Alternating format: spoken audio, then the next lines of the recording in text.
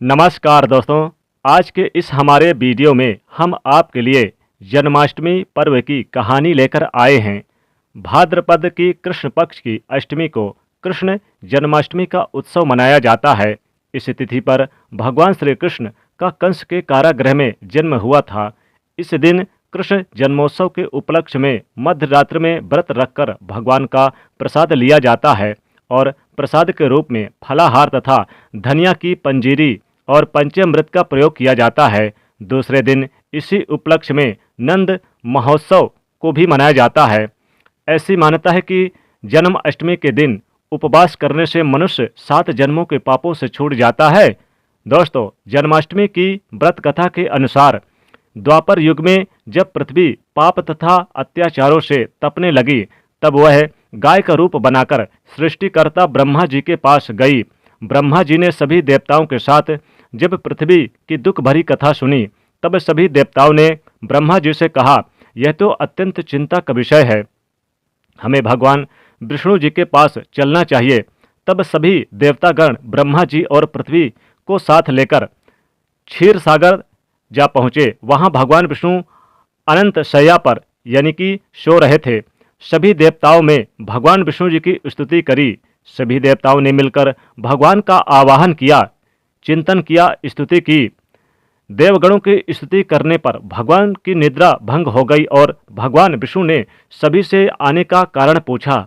तब पृथ्वी बोली, हे प्रभु, मेरे ऊपर बड़े पाप और अत्याचार हो रहे हैं, इसका निवारण कीजिए।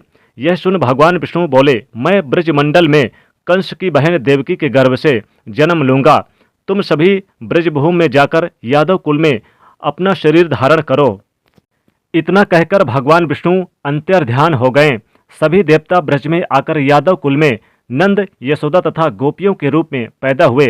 कुछ दिन बाद वासुदेव नवविवाहिता देवी यानी कि देवकी तथा साले कंस के साथ गोकुल जा रहे थे। तभी अचानक एक यानी कि आकाशवाणी हुई, हे कंस, जिसे तू अपनी बहन समझकर साथ लिए जा रहा है, उसी के घर उसका 8वां पुत्र तेरी मृत्यु का कारण बनेगा।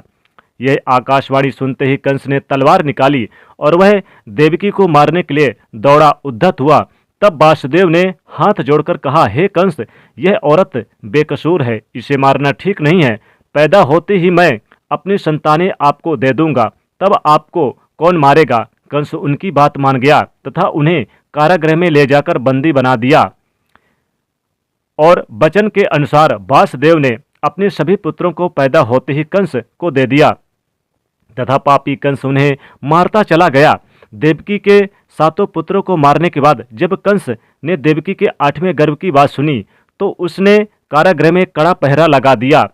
तब भाद्रपद की कृष्ण पक्षी अष्टमी की रात्रि के समय भगवान विष्णु ने बालक के रूप में प्रकट होकर वासुदेव को अपने आप को गोकुल नंद के घर में पहुंचाने तथा वहां के यानी कन्या लेकर कंस को सौंपने को आदेश दिया। तब वासुदेव श्री कृष्ण को गोकुल ले चलने के लिए तैयार हुए।